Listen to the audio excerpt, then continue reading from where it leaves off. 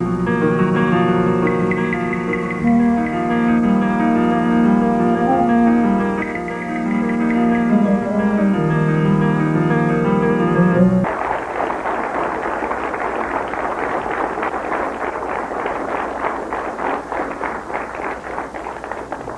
buenas noches, amados amigos y hermanos presentes y también los que están a través de la línea telefónica. Que las bendiciones de nuestro Señor Jesucristo, el ángel del pacto, sean sobre cada uno de ustedes y sobre mí también. En esta noche quiero leer palabras de nuestro Señor Jesucristo en San Mateo capítulo 24, versos 31, donde nos dice: y enviará sus ángeles con gran voz de trompeta, y juntarán a sus escogidos de los cuatro vientos, desde un extremo del cielo hasta el otro. La gran noticia del fin del siglo. Pueden tomar asiento si tienen la bondad.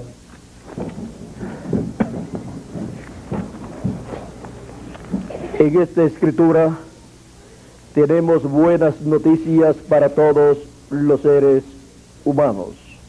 Tenemos la gran noticia en la escritura de lo que Dios estará haciendo en favor de todos los hijos de Dios, perdón. Lo que Dios hará en este tiempo final está prometido en la escritura, y por esa causa toda persona debe conocer la escritura, debe conocer las promesas que Dios ha hecho para este tiempo en el cual nosotros vivimos. No podemos estar ignorando lo que Dios ha señalado para el fin del tiempo, porque nos pasaría como al pueblo hebreo, que Dios envió a Juan el Bautista, un poderoso profeta, el cual estaba prometido en la escritura, y el pueblo no lo conoció. Los discípulos le preguntaron a Jesús: ¿no es necesario que Elías venga primero y restaure todas las cosas? Jesús dijo: ya Elías vino y no lo conocieron, e hicieron de él todo lo que quisieron. ¿Por qué no lo conocieron? ¿Por qué no reconocieron las promesas que Dios había hecho del mensajero precursor que enviaría para prepararle el camino al Señor? Conforme a como dice Malaquías capítulo 3, verso 1, dice: he aquí yo envío mi mensajero, el cual preparará el camino delante de mí. Ese profeta prometido ahí para prepararle el camino al Señor era Juan el Bautista. También había sido prometido en Isaías capítulo 40, y dice así: consolaos, consolaos, pueblo mío, dice vuestro Dios. Hablad al corazón de Jerusalén, decidle a voces que su tiempo es ya cumplido, que su pecado es perdonado, que doble ha recibido de la mano de Jehová por todos sus pecados. Voz que clama en el desierto: preparad camino a Jehová, enderezad calzada en la soledad a nuestro Dios. Todo valle sea alzado y bájese todo monte y collado, y lo torcido se enderece y lo áspero se allane. Esta es la promesa de un profeta precursor de la primera venida de Cristo, el cual fue Juan el Bautista. Y sigue diciendo: y se manifestará la gloria de Jehová, y toda carne juntamente la verá, porque la boca de Jehová ha hablado. Ahora, cuando la gloria de Jehová fue manifestada y toda carne la vio, fue manifestada en la persona de Jesús de Nazaret, pues en él estaba la deidad, Dios en toda su plenitud, manifestado en carne humana. Por eso es que el verso 9 de este mismo capítulo 40 de Isaías dice: súbete sobre un monte alto, anunciadora de Sión, levanta fuertemente tu voz, anunciadora de Jerusalén. Levántala, no temas, di a las ciudades de Judá: ved aquí al Dios vuestro. He aquí que Jehová el Señor vendrá con poder, y su brazo señoreará. He aquí que su recompensa viene con él, y su paga delante de su rostro. Como pastor apacentará su rebaño, y en su brazo llevará los corderos, y en su seno los llevará. Pastoreará suavemente a las recién paridas. Ahora podemos ver que cuando esta promesa fue cumplida, era en un hombre llamado Jesús de Nazaret. Ahora no pudieron reconocer a Juan el Bautista como el Elías que vendría preparándole el camino al Señor. Por lo tanto, cuando luego vino al Señor, no lo recibieron tampoco. La religión hebrea, la iglesia hebrea, bajo el judaísmo, bajo la dispensación de la ley, no recibió a Cristo en su primera venida, y no entendieron que aquel hombre sencillo de Nazaret era nada menos que este personaje que estaba prometido en la Escritura, que vendría después o detrás de su mensajero, Juan el Bautista. El que vendría después de Juan el Bautista era del cual Juan el Bautista había dado testimonio: después de mí viene uno, del cual yo no soy digno de desatar la correa de su calzado. Yo les bautizo con agua en bautismo de arrepentimiento, pero el que viene después de mí les bautizará con Espíritu Santo y fuego, porque él es más poderoso que yo, y él es antes que yo. Ahora, miren aquí, ¿quién era Jesús de Nazaret? Porque hay personas que no saben quién es el Señor Jesucristo. Dice: y vendrá súbitamente a su templo el Señor, a quien vosotros buscáis, y el ángel del pacto, a quien deseáis vosotros. He aquí viene, ha dicho Jehová de los ejércitos. ¿Quién era aquel hombre sencillo de Nazaret? Era el ángel del pacto, el Señor Dios Todopoderoso, vestido de carne humana. Por eso el profeta Isaías en el capítulo 7, verso 14, dice que la Virgen concebirá. La Virgen concebirá. ¿Y qué sucederá al concebir? Dice: por tanto, el Señor mismo os dará señal. He aquí que la Virgen concebirá y dará a luz un hijo, y llamará su nombre Emmanuel, que traducido significa Dios con nosotros. Por eso es que en San Juan capítulo 1, el Evangelio según San Juan en el capítulo 1, hablándonos acerca del Señor Jesucristo, nos dice: en el principio era el Verbo, y el Verbo era con Dios, y el Verbo era Dios. Este era en el principio con Dios. Todas las cosas por Él fueron hechas, y sin Él nada de lo que ha sido hecho fue hecho. En Él estaba la vida, y la vida era la luz de los hombres. Y el verso 9 de este mismo capítulo 1 de San Juan dice: aquella luz verdadera que alumbra a todo hombre venía a este mundo. Ahora, ¿cómo venía a este mundo esa luz verdadera? El Verbo. El verso 14 de este mismo capítulo 1 dice: y aquel Verbo fue hecho carne y habitó entre nosotros, y vimos su gloria, gloria como del unigénito del Padre, lleno de gracia y de verdad. El Verbo, que es Dios, y que era en el principio con Dios. O sea, la palabra, el Verbo, el cuerpo teofánico de Dios, que es la teofanía o el Verbo en donde Dios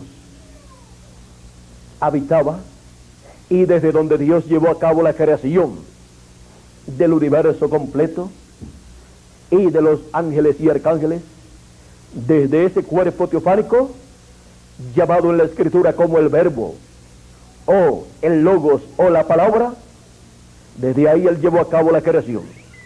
Ese mismo verbo en el Antiguo Testamento también es conocido como el ángel de Jehová o ángel del Señor.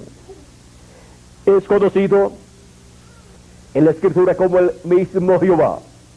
Por eso cuando el ángel de Jehová le apareció a Moisés en el monte Sinaí, en aquella zarza, cuando Moisés pastoreaba las ovejas de su suegro Jetro, le dice: yo soy el Dios de Abraham, yo soy el Dios de tu padre, o sea, el Dios de Abraham, el padre de Moisés.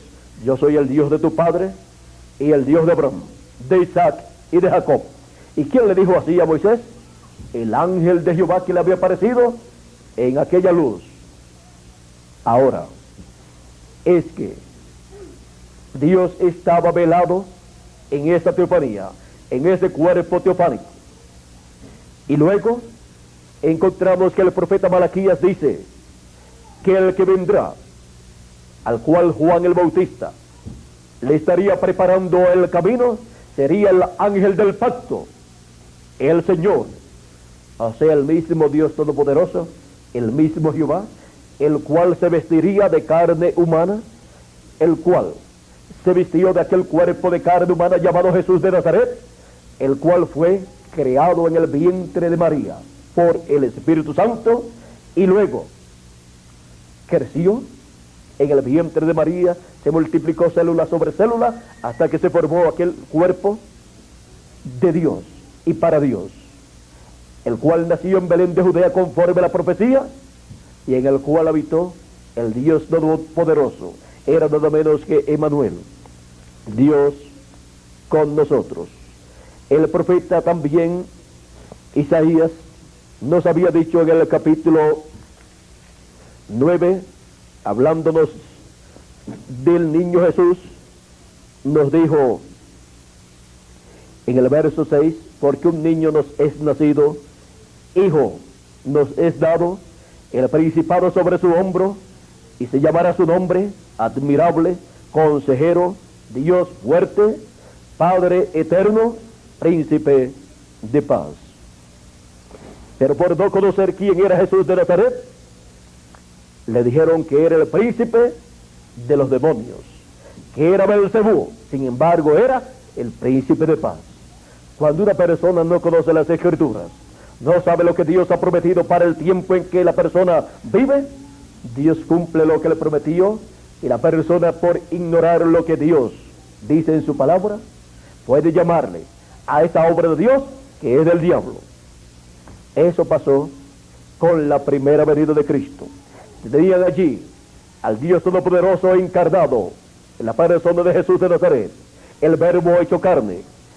El apóstol San Juan, en su evangelio, en ese mismo capítulo 1, nos dijo que el verbo se hizo carne y habitó entre nosotros.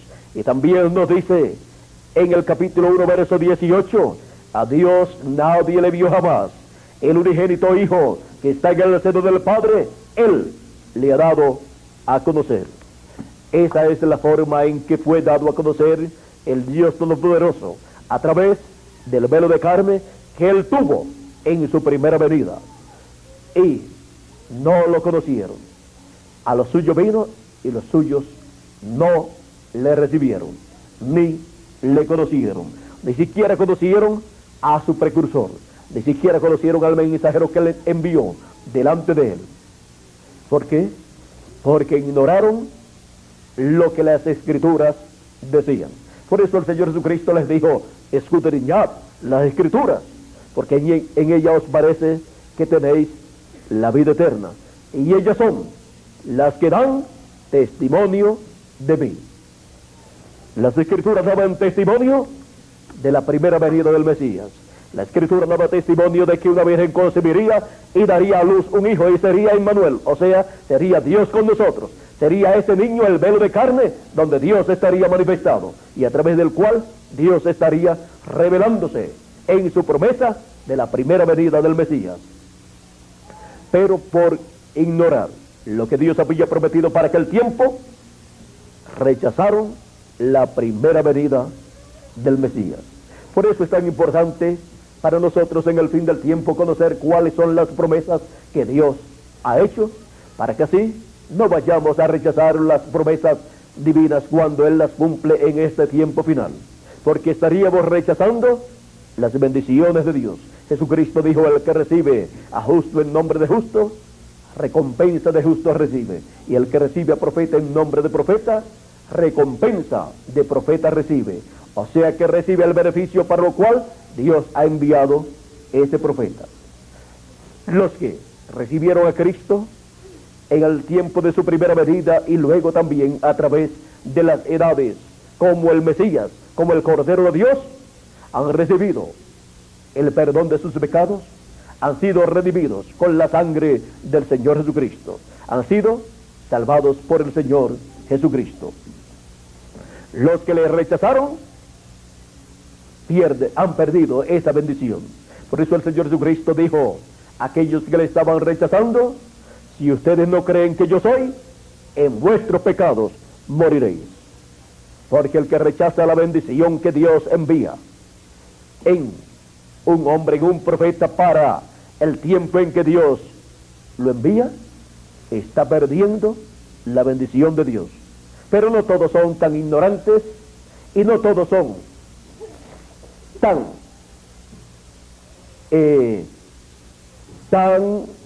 así como fueron aquellos, o sea, tan apegados a las ideas propias de ellos que no quisieron aceptar el cumplimiento de lo que Dios había prometido. Estaban tan apegados a sus propias interpretaciones que no les importaba que Dios estaba cumpliendo su promesa. Ellos no las podían creer. Aún, miren ustedes, cuando el Señor Jesucristo en su ministerio decía que Él moriría pero resucitaría al tercer día, dijo: destruyan este templo. Ellos pensaron que estaba hablando del templo que estaba allí en Jerusalén, o sea, del templo que hizo Salomón y luego fue destruido y restaurado en diferentes ocasiones, y ya el que tenían allí era el que había hecho Herodes. Ahora, como él estaba allí frente al templo, y él decía: destruyan este templo y en 3 días yo lo levantaré. Todos pensaron que estaba hablando del templo literal, y esa fue una de las acusaciones que le hicieron cuando lo tomaron preso. Él dijo que destruyeran el templo y en 3 días él lo restauraría. O sea, que estaba provocando una situación difícil si destruían aquel templo, para después él restaurarlo o construirlo en 3 días. ¿Ven? Entonces pensaban que estaba hablando del templo literal, pero ellos no entendían que el ser humano es un templo de Dios, y que allí estaba el velo de carne donde moraba Dios. Allí estaba el templo humano donde Dios estaba viviendo y desde donde Dios estaba hablándole a la raza humana en aquellos días. Ellos no comprendieron y pidieron la muerte de Jesucristo. Cuando le preguntó el sumo pontífice: ¿eres tú el Hijo del Dios viviente? Él dijo: ya yo lo he dicho y no habéis creído. El sumo pontífice, en vez de decir: gloria a Dios, que ha sido claro y nos ha dicho la verdad, y ahora sí, que lo recibimos, dijo: blasfemado. ¿Y para qué entonces quería saber si era el Hijo de Dios, Jesús de Nazaret? Para condenarlo, porque no podía creer que aquel hombre joven tan sencillo de Nazaret, ese carpintero tan sencillo, era el Mesías del Rey de Israel. Porque tampoco pudieron entender que el rey David, el rey más importante del pueblo hebreo, había sido un sencillo pastor de ovejas. No pudieron ver la simplicidad divina para escoger un hombre sencillo para colocarlo en la posición más alta y manifestarse a través de él como rey. Ahora, miren cómo pidieron su muerte, lo crucificaron. Luego, los romanos a petición del pueblo hebreo. Luego, cuando fue sepultado, le colocaron una guardia, las 24 horas, una guardia romana, porque los sacerdotes decían, y el sumo pontífice, como él dijo que iba a resucitar, no vaya a ser que sus discípulos lo saquen de la tumba, se lo lleven y después digan que resucitó. Pero al tercer día, el domingo en la mañana, resucitó, y con él los santos del Antiguo Testamento. Y los soldados vieron todo eso, y vieron a los ángeles allí presentes, y cayeron como muertos. Y luego, cuando despertaron, la tumba estaba vacía. Luego fueron al sumo pontífice y a los sacerdotes y dijeron lo que aconteció. Y en vez de todos ellos decir, gloria a Dios, que es el Mesías y nosotros lo mandamos a crucificar, pero nos arrepentimos y pedimos su misericordia. No, más bien le pagaron a los soldados para que dijeran que los discípulos se lo habían llevado. Y dijeron a los soldados, y si el rey trata de hacerle algo a ustedes, nosotros los vamos a defender a ustedes. Porque que se saliera de la tumba Jesús, o que sus discípulos se lo llevaran, como le dijeron que dijeran a ellos, eso era pena de muerte. ¿Por qué? Porque quedarse dormidos cuando tenían la guardia, una guardia que era cambiada cada ciertas horas, y no podían dormirse. Pero los sacerdotes dijeron, y el sumo pontífice, no se preocupen, que si el rey trata de hacerles daño, nosotros los vamos a defender, vamos a hablar en favor de ustedes. Ahora, miren ustedes, resucitados ya, cumpliendo lo que él prometió, y todavía no quieren creer, no lo querían. Es que ellos decían, no va a reinar, Jesús no va a reinar sobre nosotros, Jesús no va a ser el rey de Israel. No lo quisieron, lo aborrecieron, sin causa, cuando él traía las bendiciones de Dios para su pueblo. Y el que rechaza profeta, rechaza las bendiciones que Dios trae a través de ese profeta, y entonces no le queda otra cosa sino los juicios divinos. Por eso fue que Jesús, cuando entró a Jerusalén, en su entrada triunfal, mirando a Jerusalén, lloró sobre Jerusalén, lloró con gran tristeza y clamó diciendo las cosas que le vendrían a Jerusalén. ¿Y por qué causa le vendrían esos problemas a la Jerusalén amada de Dios, la cual tenía las promesas de la primera venida del Mesías? Porque había rechazado al Mesías en su primera venida. San Lucas capítulo 19, verso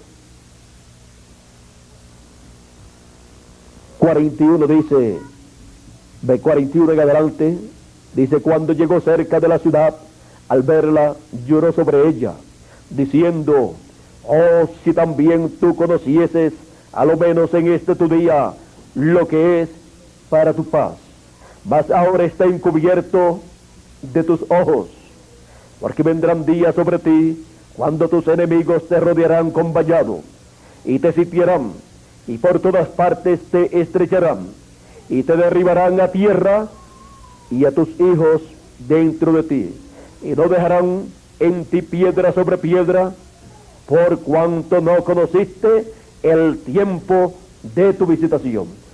Por no haber conocido el tiempo de la visitación divina, por no haber conocido el tiempo del cumplimiento de las promesas divinas, del cumplimiento de la promesa mesiánica, para aquel tiempo, por esa causa le vendrían todos estos juicios, porque cuando se rechaza la verdad divina, Cuando se rechaza a un profeta enviado de Dios para una edad, o para una dispensación, o para un pueblo, entonces se ha rechazado la bendición divina, se ha rechazado la recompensa de profeta, se ha rechazado esa recompensa que trae y que Dios da. Luego lo que le queda entonces a esa persona, nación, pueblo o iglesia, es el juicio divino. Por eso es que aquí el Señor Jesucristo habló del juicio divino que le vendría a Jerusalén. Y luego el general Tito entró a la ciudad de Jerusalén. Unos cuantos años después, la cercó por unos años y luego la destruyó. Pero Jesús dijo a sus discípulos, los cuales habían creído en él: cuando ustedes vean a Jerusalén cercado de ejércitos, el que esté en los montes no descienda, el que esté dentro de Jerusalén salga de ella, y el que esté fuera no entre a ella. Pues el general Tito dio tiempo para los que quisieran irse, pudieran salir de la ciudad.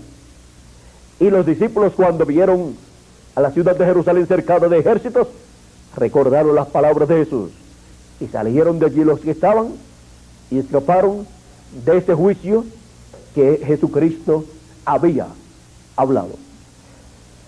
El templo fue destruido. Se llevaron todas las cosas enseres del templo y la ciudad fue destruida. ¿Por qué? Porque no conocía el tiempo de su visitación, no conocía el tiempo de la visitación divina en la persona de Jesús de Nazaret, no conocía la visitación mesiánica, porque vieron que era un hombre tan sencillo, un sencillo carpintero, y ser el Mesías, el rey de Israel, sí que lo era. En ese sencillo carpintero estaba el ángel del pacto, el ángel de Jehová, el Dios todopoderoso manifestado. Allí moraba Dios. Ya no estaba en el templo, sino que estaba dentro de un templo humano. Juan lo vio descender en forma de paloma cuando lo bautizó. Y Juan decía: yo no lo conocía, pero el que me mandó a bautizar me dijo: sobre aquel que tú veas el Espíritu Santo descender en forma de paloma sobre él, ese es él. Y yo le vi y he dado testimonio de que ese es él, señalando a Jesús de Nazaret. Ahora miren ustedes cómo las bendiciones de Dios vienen para el pueblo, vienen en el cumplimiento de lo que Dios ha prometido para cada edad y para cada dispensación. Y siempre ha enviado un mensajero, un profeta, para dar a conocer el programa divino correspondiente para ese tiempo. Ahora, para el fin del tiempo, nuestro Señor Jesucristo dijo: y enviará a sus ángeles con gran voz de trompeta, y juntarán a sus escogidos. Para el recogimiento de los escogidos tenemos la promesa de la venida de los ángeles del Señor, enviados por el Señor Jesucristo. ¿Y quiénes son los ángeles del Señor Jesucristo? ¿Qué? Juntarán a los escogidos. ¿Y qué es esa gran voz de trompeta con la cual son llamados y juntados los escogidos? La gran voz de trompeta es el mensaje del Evangelio del Reino, es el mensaje final de Dios, es el mensaje que revela el gran misterio de la segunda venida de Cristo como león de la tribu de Judá, como Rey de reyes y Señor de señores en su obra de reclamo. Ese mensaje del Evangelio del Reino ha sido simbolizado en la gran voz de trompeta, ha sido simbolizado también en la trompeta final, porque cuando se habla de la trompeta final, se habla del mensaje final de Dios para todos los hijos de Dios. Por eso encontramos en Apocalipsis capítulo 1 verso 10 que la voz de Cristo es simbolizada o representada en una trompeta. Dice Apocalipsis capítulo 1 verso 10: yo estaba en el Espíritu en el día del Señor, y oí detrás de mí una gran voz como de trompeta, que decía: yo soy el Alfa y el Omega, el primero y el último. ¿Y quién es el Alfa y el Omega? el primero y el último, nuestro Señor Jesucristo. Pues Él es el principio de la creación de Dios. En el principio era el Verbo, y el Verbo era con Dios, y el Verbo era Dios. Aquí podemos ver que la voz de Cristo es presentada como una gran voz de trompeta. Y en Apocalipsis capítulo 4 también encontramos la voz de Cristo representada en una trompeta. Dice: después de esto miré, y aquí una puerta abierta en el cielo, y la primera voz que oí como de trompeta. ¿Cómo qué? Una voz como de trompeta hablando conmigo. Dijo: sube acá, y yo te mostraré las cosas que sucederán después de esta. Ahora esta voz como de trompeta es la voz de nuestro Señor Jesucristo, prometiéndonos dar a conocer las cosas que sucederán después de las que ya sucedieron en edades pasadas. Esta voz como de trompeta, siendo la voz de Cristo para el fin del tiempo, es la voz que todo ser humano está llamado a escuchar. En los tiempos del Señor Jesucristo hubo muchas voces, hubo muchos predicadores. El sumo pontífice, los sacerdotes de aquel tiempo, los doctores de la ley, los fariseos y saduceos, todos ellos estaban predicando la Biblia del Antiguo Testamento, la parte del Antiguo Testamento, pues no tenían el Nuevo Testamento todavía. Y todos predicaban, hablaban la palabra de Dios. Pero apareció uno llamado Jesús de Nazaret, predicando la palabra también. ¿Y a cuál el pueblo estaba llamado a escuchar? Moisés en Deuteronomio dijo: profeta como yo os levantará vuestro Dios, a él oiréis. En Jesucristo estaba cumpliéndose aquella promesa de un profeta que sería levantado, y a él el pueblo estaba llamado a escuchar, porque allí estaba la voz de Dios. Los demás lo que tenían era lo que los demás tenían, los demás predicadores, era solamente repetición de lo que estaba escrito. Pero el Señor Jesucristo podía decir: el Espíritu del Señor está sobre mí, por cuanto me ha ungido. Y enumeró todas las cosas para las cuales había sido ungido, y finalizó diciendo: hoy se ha cumplido esta escritura delante de vosotros.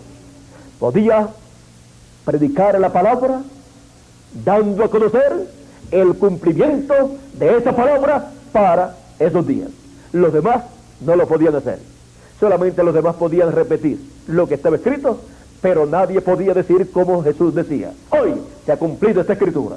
Y escudriña las escrituras, porque ellas son las que dan testimonio de mí. O sea que Jesús decía que las escrituras habían prometido que Él vendría, que Él estaría en la tierra. ¿Quién más podía hablar en esa forma? El sumo sacerdote. Lo que el sumo sacerdote decía, y los sacerdotes y los doctores de la ley, lo que decían: ese es un falso profeta, ese es Belcebú y tiene demonios, y todos esos milagros que hace, los hace por el dedo de Belcebú. Ese es un samaritano loco. Así lo conceptuaban. Bueno, el mismo Señor Jesucristo dijo: vino Juan el Bautista, que ni comía ni bebía. ¿Cómo? Comían y bebían los demás seres humanos, porque Juan el Bautista lo que comía era langostas, o sea, saltamontes, esas langostas que se comen, la siembra la vegetación, y cuando caen en un sitio, eso es una plaga. Esa era la comida de Juan: langostas y miel silvestre. Una comida rara, pero ese era un profeta de Dios. Jesús dijo de él: de los nacidos de mujer no hubo ninguno mayor que Juan, pero el menor del reino de los cielos es mayor que Juan. Ahora, luego dice: ahora viene el Hijo del Hombre, que come y bebe, y dicen: este es un hombre comilón y bebedor de vino y amigo de publicanos y rameras. O sea, a uno porque no comía le dieron palo, y al otro porque comía le dieron más palo también. Hay un dicho que dice: palo si boga y palo si no boga. No sé si ustedes lo tienen aquí ese dicho. Y así acontecía, es que el incrédulo es incrédulo de toda forma. Así es que el incrédulo siempre está diciendo o haciendo preguntas y pidiendo señales para decir, bueno, pues hasta el señal, entonces creeremos. Por eso le decían a Jesús, ¿y qué señal tú nos muestras del cielo para que creamos en ti? Es que eran incrédulos, y el incrédulo siempre está buscando señales, pero el creyente busca la palabra. ¿Qué es lo que Dios ha prometido para este tiempo? ¿Dónde está? Está aquí. ¿Y cuál es el cumplimiento? Ese es el cumplimiento. Juan el Bautista es el cumplimiento del mensajero que Dios envía delante de él. Es el mensajero que Dios envía delante del Dios Todopoderoso. Es el mensajero que Dios envía delante del Mesías, Juan el Bautista. ¿Dónde está la Escritura? He aquí yo envío mi mensajero delante de mí, el cual preparará el camino delante de mí. Y luego vendrá a su templo el Señor, el ángel del pacto. Con que Juan es ese hombre, pues nosotros creemos en él, nos arrepentimos y somos bautizados. ¿Y quiénes eran esas personas? Los publicanos y las rameras. Y personas de ese nivel bajo estaban recibiendo al mensajero, precursor del Mesías. Y luego cuando vino el Mesías, esa misma clase de gente lo recibió. Por eso decían que Jesús era amigo de publicanos y de rameras, que comía con ellos. Y Jesús les dice, los sanos no tienen necesidad de médicos, pero los que están enfermos son los que tienen necesidad de médicos.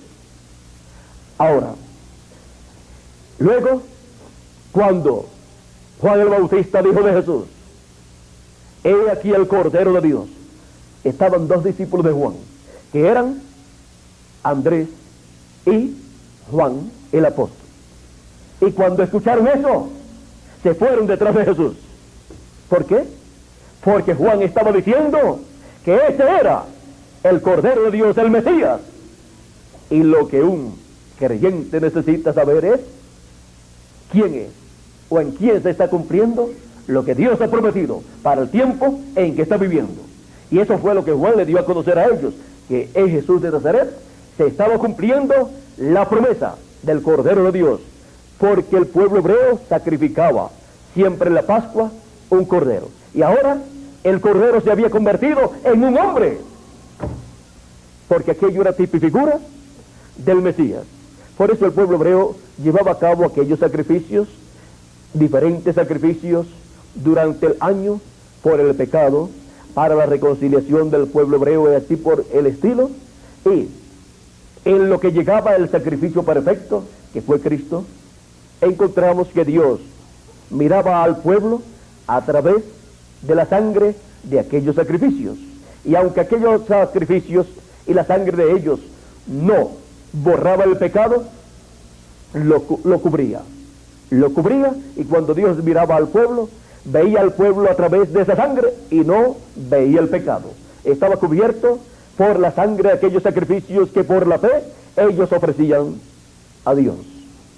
Y cuando vino el Cordero de Dios, Jesucristo, y murió en la cruz del Calvario, quitó el pecado del mundo, como dijo Juan el Bautista. He aquí el Cordero de Dios que quita el pecado del mundo. Y por esa causa es que ahora el ser humano no necesita sacrificar un animalito. El pueblo hebreo no tiene necesidad de estar sacrificando un corderito o un macho cabrío. Y podemos ver que no ha podido hacerlo en el templo, pues le fue destruido el templo. Así es que tenemos un mejor sacrificio que aquellos animalitos que eran sacrificados. Tenemos a Jesucristo, el Cordero de Dios, que quitó el pecado del mundo allá en la cruz del Calvario. Delante de Dios ninguna persona se podía presentar sin tener el sacrificio por el pecado. Y ahora ninguna persona se puede presentar ante Dios sin tener el sacrificio por el pecado, y el sacrificio por el pecado es nuestro Señor Jesucristo. Ninguna persona puede presentarse ante Dios si no ha creído en el Señor Jesucristo y su obra de redención en la cruz del Calvario. ¿Por qué? Porque entonces, si no tiene y no ha creído en el sacrificio de Cristo, los pecados de la persona son vistos por Dios y el juicio divino cae sobre esa persona, porque la paga del pecado es muerte. Pero cuando Dios nos mira a través de la sangre de Jesucristo, no ve ningún pecado, porque la sangre de Jesucristo quitó el pecado del mundo. La sangre de Jesucristo nos limpia de todo pecado, y si nos limpia, cuando Dios mira, no ve ningún pecado. Ese es el secreto del sacrificio de Cristo en la cruz del Calvario, y ese es el secreto que era representado allá con aquellos sacrificios que el pueblo hebreo llevaba a cabo. Ahora hay un sacrificio mejor que el sacrificio de aquellos animalitos, el sacrificio del Cordero de Dios. Ahora podemos ver cómo todas estas cosas se cumplieron allá en medio del pueblo hebreo. El sumo sacerdote y los doctores de la ley y los demás sacerdotes y los fariseos no se dieron cuenta de lo que Dios estaba llevando a cabo en su programa. ¿Por qué? Porque no buscaron la Escritura y no compararon la Escritura con lo que estaba aconteciendo a través de Jesús de Nazaret.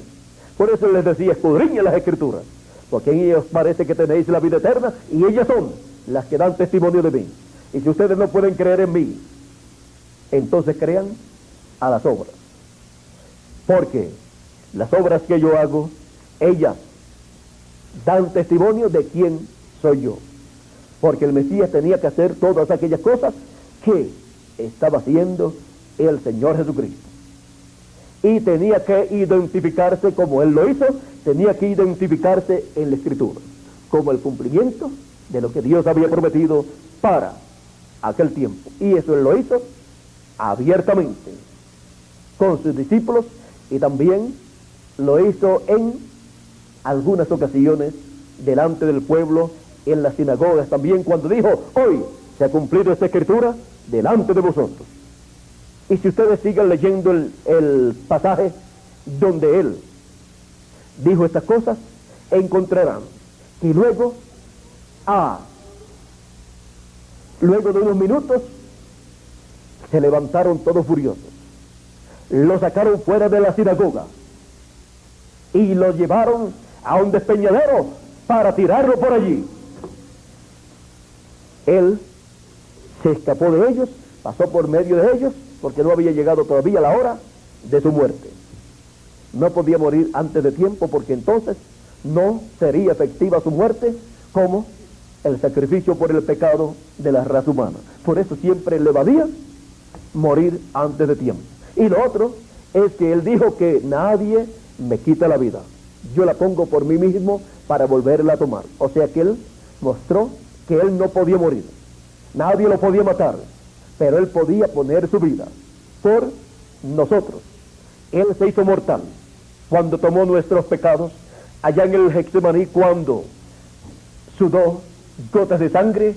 Allí estaba viniendo todo el pecado de la raza humana sobre Él, y luego se hizo mortal. Luego fue tomado preso, fue juzgado, condenado y luego crucificado. ¿Por qué? Porque se hizo mortal, porque tomó nuestros pecados, tomó el pecado de la raza humana, y como la paga del pecado es muerte, entonces la muerte podía venir sobre Él. Pero cuando el diablo enterró la ponzoña, el aguijón de la muerte sobre Jesucristo, se quedó como se quedan las abejas que colocan el aguijón en una persona y después no pueden picar a nadie más. Por eso Pablo dice: oh, ¿dónde está, muerte, tu aguijón? ¿Por qué? Porque Jesucristo, al morir, recibió la paga del pecado, murió por nosotros para que nosotros no tengamos que morir. O sea, no tenemos que morir, sino tenemos vida eterna. ¿Y qué es esto de que nuestro cuerpo llega a cierto tiempo por la edad que muere, o por accidente a cualquier edad, o por enfermedad? Es que Dios ha establecido al ser humano un tiempo de vida en este cuerpo mortal, para que busque a Dios la persona y se conecte con el programa que Dios está llevando a cabo en ese tiempo, para que así se conecte con la vida eterna. El que oye mi palabra tiene vida eterna. Así es que Dios tiene un programa y por eso nos manda a esta tierra a vivir en este cuerpo mortal, un cuerpo temporal, un cuerpo animal. Pero Él ha prometido que tendremos un cuerpo celestial, un cuerpo espiritual, un cuerpo eterno en el cual viviremos con Cristo a imagen y semejanza de Él por toda la eternidad como reyes y sacerdotes, y reinaremos con Cristo 1000 años para comenzar en ese glorioso reino milenial y después por toda la eternidad. Hay un propósito divino por el cual vivimos en estos cuerpos mortales. Por eso fue que Cristo dijo: buscad primeramente el reino de Dios y su justicia, y las demás cosas serán añadidas. La persona está llamada a buscar el propósito divino por el cual ha venido a esta tierra. La persona está llamada a buscar a Dios y su programa y recibir la palabra de Dios y nacer de nuevo del agua y del espíritu, como le dijo a Nicodemo: de cierto te digo que el que no nazca de nuevo no puede ver el reino de Dios. Así es que si no naces de nuevo, no puede ver el reino de Dios, porque el que no nazca del agua y del espíritu no puede entrar en el reino de Dios o reino de los cielos. No puede entrar a formar parte de la iglesia del Señor Jesucristo, que es el reino de los cielos, porque ninguna persona se une a la iglesia del Señor Jesucristo sino que nace en ella del agua y del espíritu. Nace en ella por medio del escuchar la palabra de Dios y de recibir el Espíritu Santo. Así es como la persona viene a formar parte de la iglesia del Señor Jesucristo, del reino de nuestro Señor Jesucristo, del reino de los cielos. Ahora, estamos aquí con un propósito divino para, en el tiempo en que Dios nos ha mandado vivir, nacer de nuevo del agua y del espíritu en su iglesia, en su cuerpo místico de creyentes, en el reino de los cielos o reino de Dios, que es su iglesia. Hay personas que se despreocupan del propósito divino para el cual están aquí y no se interesan en ver lo que la Escritura dice, para conocer el programa divino, para conocer el propósito por el cual existen en la tierra, y viven ignorando las cosas de Dios. Y después termina su tiempo aquí en la tierra y ya no tienen más oportunidad, como le pasó al hombre rico, que disfrutó de las cosas terrenales, pero cuando se murió fue llevado al infierno. Y Lázaro, aquel mendigo, murió y fue llevado al paraíso por los ángeles de Dios. Así es que ¿de qué le vale al hombre si ganare todo el mundo y se convierte en un multimillonario y después pierde su alma? De nada le ha servido, porque aquí en la tierra lo que vivimos es un corto tiempo en estos cuerpos mortales, pero cuando el hombre muere, lo que muere es su cuerpo físico. La persona sigue viviendo en un cuerpo de otra dimensión, y en ese cuerpo de otra dimensión era que se encontraba el hombre rico, pero en el infierno, y Lázaro en el paraíso se encontraba en un cuerpo espiritual, o sea, en un cuerpo de otra dimensión, porque hay cuerpos de esta dimensión y hay cuerpos de otras dimensiones. De esta dimensión del paraíso era el cuerpo en que se encontraba Lázaro, el mendigo, cuando murió, y también el padre Abraham. Así es que miren ustedes, podía hablar Abraham, podía hablar Lázaro, el rico lo podía ver, mirar desde el infierno, mirar al paraíso y verlo, porque en ese tiempo estaban así, cerca el uno del otro, divididos por una grande cima. Así es que encontramos que cuando la persona muere, no se convierte en una nubecita o en humo o en alguna otra cosa, sino que pasa a otro cuerpo, un cuerpo como el que nosotros tenemos aquí, pero de otra dimensión, y permanece, si no ha recibido a Cristo, si no ha servido a Dios, en el tiempo que le ha tocado vivir, le toca ir al infierno, que es la quinta dimensión. Y allí, el hombre rico era tan pobre que no tenía ni para un vaso de agua. Y le dice a Abraham: manda a Lázaro que venga con su dedo mojado en agua y lo coloque sobre mi lengua, porque aquí estoy yo atormentado. Aquí no tengo ni agua siquiera. Me estaba pidiendo un dedo mojado en agua. O sea que estaba pidiendo un poquito de agua, porque allí no había agua. Así es que, miren ustedes, ¿dónde van los ricos que se ocupan solamente de la riqueza? Donde no tiene después ni un centavo para comprar un vaso de agua. Y donde no tienen ni quien les lleve, no un vaso de agua, sino un dedo mojado en agua. Pero el que sirve a Dios sigue viviendo eternamente, se va a un cuerpo teofánico y se va al paraíso a descansar allí de las labores terrenales, de los problemas terrenales, de las guerras y de todos esos problemas de los cuales todo el mundo quiere salir. Y permanece allí hasta que ocurra la resurrección de los muertos en Cristo. Y cuando ocurra, se levantará nuevamente en la flor de la juventud en un cuerpo eterno, y será a imagen y semejanza del Señor Jesucristo, en un cuerpo que no podrá morir más, ni se pondrá viejo. Representará siempre de 18 a 21 años, no importa los miles o millones de años que le pasen por encima. Y los que estamos vivos tenemos la promesa de ser transformados. Por eso dice: a la final trompeta. Vamos a ver aquí, porque si está escrito, así tiene Dios que hacerlo en el tiempo correspondiente. Dice 1 Corintios capítulo 15, verso 49 en adelante, dice: así como hemos traído la imagen del terrenal, o sea de Adán, traeremos también la imagen del celestial, o sea del Señor Jesucristo. Pero esto digo, hermanos, que la carne y la sangre no pueden heredar el reino de Dios, ni la corrupción hereda la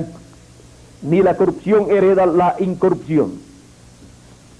He aquí os digo un misterio. Es un misterio del reino de Dios. No todos dormiremos, pero todos seremos transformados. O sea, no todos vamos a morir. Habrá un grupo de personas que no tendrá que morir, porque en ese tiempo los muertos en Cristo van a resucitar y los que están vivos van a ser transformados.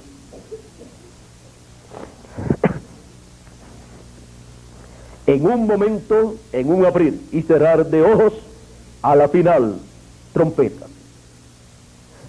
¿Cuándo? En un momento, en un abrir y cerrar de ojos, o sea que eso va a ser rápido.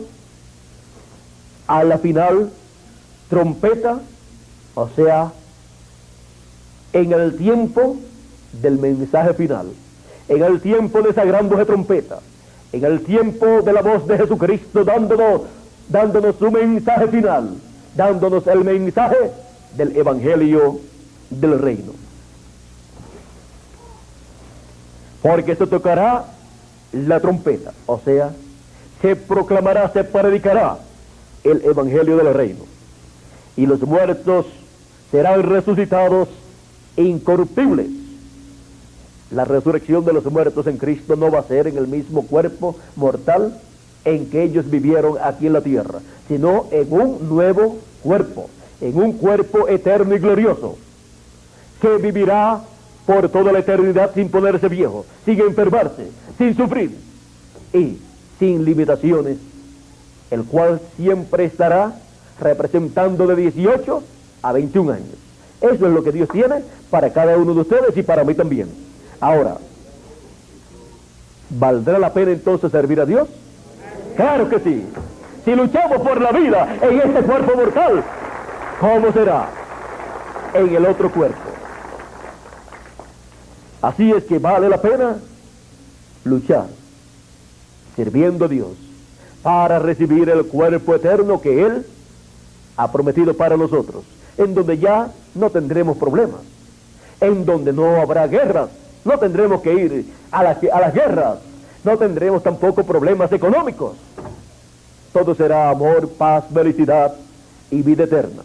Y todos a imagen y semejanza del Señor Jesucristo. Dice, y los muertos, se tocará la trompeta, porque se tocará la trompeta y los muertos serán resucitados incorruptibles. Y nosotros seremos transformados. Una transformación viene para estos cuerpos mortales, para tener un cuerpo eterno y glorioso como nuestro Señor Jesucristo. Y para eso es que suena la trompeta final o gran voz de trompeta, llamando y juntando a los escogidos en el fin del tiempo para darle a conocer los misterios del reino de Dios correspondientes a este tiempo final, para así ser preparados los escogidos de Dios, los hijos de Dios, para la transformación de sus cuerpos. Ahora la pregunta de todos es, ¿dónde escucharemos la trompeta final? Esa gran voz de trompeta dando su mensaje. ¿Dónde escucharemos el mensaje del Evangelio del Reino? Esa es una buena pregunta. ¿Dónde escucharon el mensaje que reveló la primera venida de Cristo? A través de Jesucristo, identificándose como el cumplimiento de la promesa mesiánica. A él oíd, dijo Dios, en el monte de la transfiguración. Él era el que podía dar a conocer el misterio de la primera venida del Mesías y su obra que él llevaría a cabo en aquel tiempo. Ahora, ¿dónde escucharemos la voz de nuestro Señor Jesucristo en el fin del tiempo? ¿Cómo? La voz de la trompeta final o gran voz de trompeta, dándonos a conocer las cosas que deben suceder pronto, porque esa voz como de trompeta dijo, miren, la primera voz que oí como de trompeta hablando conmigo, no que era una trompeta, sino una voz como de trompeta hablando conmigo, dijo, sube acá y yo te mostraré las cosas que sucederán después de esta. Subir a la edad de la piedra angular y dispensación del reino. Subir a una edad más alta donde Jesucristo estaría hablándole a sus hijos con esa voz como de trompeta. A través de las edades pasadas, él habló por medio de los apóstoles, él habló por medio de sus 7 ángeles y mensajeros de las 7 edades de la iglesia gentil de Apocalipsis, capítulo 1, capítulo 2 y capítulo 3. Él, por medio de sus mensajeros, de sus profetas, él habló a su pueblo, porque siempre Dios ha usado un velo de carne, un hombre, para hablarle al pueblo. Por eso fue que Dios le dijo a Moisés, profeta como tú, les levantaré de medio del pueblo y pondré mi palabra en su boca y él hablará todo lo que yo le mandare. Y cualquiera que no escuchare lo que él hablará en mi nombre, yo le pediré cuenta. Deuteronomio capítulo 18, verso 15 al 18. ¿Dónde Dios pone su palabra? ¿Dónde encontramos la voz de Dios? En la boca de los profetas de Dios enviados en cada edad y en cada dispensación. Por eso también el profeta Amós, capítulo 3, verso 7, nos dice, porque no hará nada del Señor Jehová sin que antes revele sus secretos. ¿A quién? A sus siervos, los profetas. ¿A quién revela él sus misterios? Su palabra, las cosas que él va a llevar a cabo. A sus siervos, los profetas. Por eso es que la Biblia es la revelación divina dada por Dios por medio de sus profetas. Ahora, ¿dónde encontraremos esta voz como trompeta? Hablándonos, dándonos a conocer las cosas que deben suceder pronto, las cosas que deben suceder después de las que ya han sucedido en el pasado. Donde esté esa voz como de trompeta, estará dando a conocer las cosas que deben suceder. Donde esté esa voz como de trompeta, estará sonando esa trompeta, o sea, estará sonando o proclamando el mensaje del Evangelio del Reino. La proclama del mensaje del Evangelio del Reino es la gran voz de trompeta o trompeta final sonando y llamando a los escogidos, juntándolos para que reciban la transformación de sus cuerpos. La trompeta final o gran voz de trompeta revela a todos los hijos de Dios el gran misterio de la segunda venida de Cristo como León de la tribu de Judá, como Rey de reyes y Señor de señores. El Evangelio de la gracia, el mensaje de la segunda dispensación, revela, da a conocer a Cristo como Cordero de Dios en la obra de redención. Y el mensaje del Evangelio del Reino, en y para la dispensación del Reino, da a conocer a Cristo como León de la tribu de Judá, como Rey de reyes y Señor de señores, en su segunda venida. Ese es el misterio que le da la fe para ser transformados y raptados a los escogidos de Dios. Ahora, ¿dónde encontraremos esa voz? Porque ya hemos visto que hay un mensaje, una voz, como de trompeta, el mensaje del Evangelio del Reino. Hemos visto que estará dando a conocer las cosas que deben suceder. Hemos visto que es la voz de Cristo. Y ahora, ¿dónde estará esa voz? Porque hay muchos predicadores en esta tierra. Hay muchos que dicen, que hablan, que predican la palabra de Dios. Pero ¿dónde estará la palabra de Dios para la dispensación del reino? ¿Dónde estará el mensaje del Evangelio del Reino para la dispensación del reino y para todos los hijos de Dios? ¿Quién estará predicándolo en el fin del tiempo? Donde esté esa trompeta, será un mensajero enviado de Dios, un profeta enviado de Dios. Y siendo que es la trompeta final, entonces el mensajero tiene que ser el mensajero final, el último profeta prometido por Dios para su iglesia. Y donde esté esa voz como de trompeta, a él oíd. Ahora vamos a ver lo que nos dice Apocalipsis, capítulo 22 y verso 6. Y me dijo, estas palabras son fieles y verdaderas. Y el Señor, el Dios de los espíritus de los profetas, ¿de quién son los espíritus de los profetas? De Dios. Son espíritus teofánicos de la sexta dimensión que Él envía a la tierra en carne humana para traer la palabra de Dios. Dice, ha enviado su ángel. ¿A quién? A su ángel, para mostrar a sus siervos las cosas que deben suceder pronto. ¿A quién envía? Para dar a conocer las cosas que deben suceder pronto, las cosas que Él dijo que daría a conocer. A su ángel. Ese es el último espíritu de profeta que Dios envía en el fin del tiempo en carne humana, con el mensaje de la trompeta final, para dar a conocer las cosas que deben suceder pronto. Es en ese profeta mensajero, en el ángel del Señor Jesucristo, donde estará la trompeta final, la gran voz de trompeta, que es la voz de Jesucristo, como una gran voz de trompeta, dando a conocer las cosas que deben suceder pronto. ¿A quién? A los escogidos de Dios, a la iglesia del Señor Jesucristo. El Señor Jesucristo luego, también en el capítulo 22, en este mismo capítulo 22, verso 16, confirma que Él envía a su ángel. Dice, yo Jesús he enviado mi ángel para dar testimonio de estas cosas en las iglesias. ¿Quién se atreverá a decir que Jesucristo no envía a su ángel mensajero cuando Él lo dice aquí? Él lo dijo para que todos los hijos de Dios lo reciban en el fin del tiempo y conozcan las cosas que deben suceder pronto, porque por medio de ese ángel mensajero, de ese último profeta mensajero, Jesucristo estará dando a conocer las cosas que deben suceder pronto.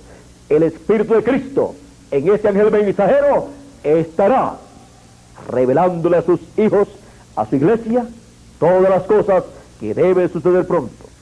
Este es el que aparece también aquí en Apocalipsis capítulo 7, verso 2. Vi también a otro ángel que subía de donde nace el sol, o de donde sale el sol, y tenía el sello del Dios vivo. ¿Cuál es el sello del Dios vivo? El Espíritu Santo. Este es el ángel mensajero, el profeta mensajero de Dios, con el Espíritu Santo de Dios, en el fin del tiempo. Ahora miren la labor que lleva a cabo. Y clamó a gran voz a los 4 ángeles, a quienes se les había dado el poder de hacer daño a la tierra y al mar, diciendo: no hagáis daño a la tierra ni al mar, ni a los árboles, hasta que hayamos sellado en sus frentes a los siervos de nuestro Dios. Y hoy el número de los sellados: 144,000 sellados de todas las tribus de los hijos de Israel. De la tribu de Judá, 12,000 sellados. De la tribu de Rubén, 12,000 sellados. De la tribu de Gad, 12,000 sellados. Y así sigue enumerando cada tribu, y 12,000 sellados de cada tribu. Este es el ángel del Señor Jesucristo con el sello del Dios vivo. Este es el ángel del Señor Jesucristo con el Espíritu Santo de Dios, para llamar y juntar 144,000 hebreos, 12,000 de cada tribu, y sellarlos en sus frentes con el sello del Dios vivo. Ahora, todos sabemos que ¿quién usa Dios para el llamado del pueblo hebreo? Es el ministerio de los 2 olivos, el ministerio de Moisés y Elías. Es que en este ángel del Señor Jesucristo estará el ministerio de Moisés y el ministerio de Elías. El ministerio de Moisés por segunda vez, que es un ministerio dispensacional, y por eso trae un mensaje dispensacional, el mensaje de la dispensación del reino. Y viene también con el espíritu y virtud de Elías por quinta vez, para así llamar y juntar 144,000 hebreos, 12,000 de cada tribu. Pero antes de ir al pueblo hebreo, es enviado el ángel del Señor Jesucristo a la iglesia del Señor Jesucristo. Lo dice aquí mismo en Apocalipsis, cuando dijo: yo, Jesús, he enviado mi ángel para daros testimonio de estas cosas en las iglesias, antes de enviarlo al pueblo hebreo. Este es el ángel mensajero con el Espíritu Santo de Dios manifestado para Jesucristo llevar a cabo su obra final y cumplir todas las promesas que Él ha hecho para sus hijos para el fin del tiempo. Porque Él ha hecho promesas grandes a su iglesia, las cuales tiene que cumplir. Y para eso envía a su ángel mensajero. Jesucristo en Espíritu Santo viene manifestándose, revelándose y hablándole a su pueblo en su ángel mensajero. Es en su ángel mensajero que Jesucristo coloca su palabra, el mensaje de la gran voz de trompeta o trompeta final, para que Él lo hable y así todos escuchen en el idioma de los seres humanos el mensaje de la trompeta final o gran voz de trompeta, que es la voz de nuestro Señor Jesucristo, el mensaje final de Jesucristo, el evangelio del reino, dando a conocer las cosas que deben suceder pronto, para así ser preparados para nuestra transformación. Esta es la gran noticia del fin del siglo para todos los escogidos de Dios. ¿Habrá alguna noticia más grande que esta?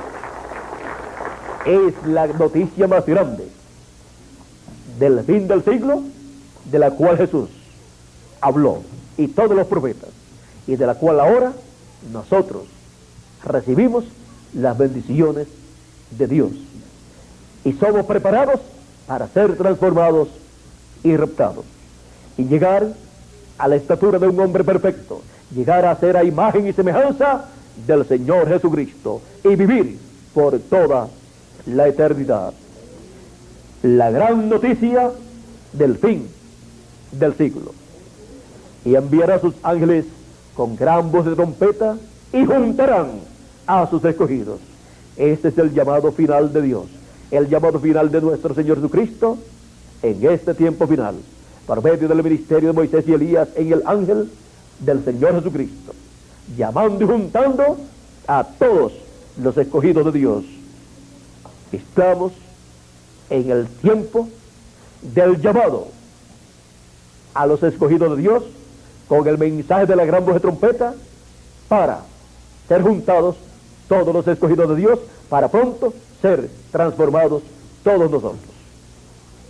Esa es la gran noticia del fin del siglo, que los escogidos de Dios están siendo llamados y juntados con gran voz de trompeta por medio del ministerio de Moisés y Elías en el ángel del Señor Jesucristo.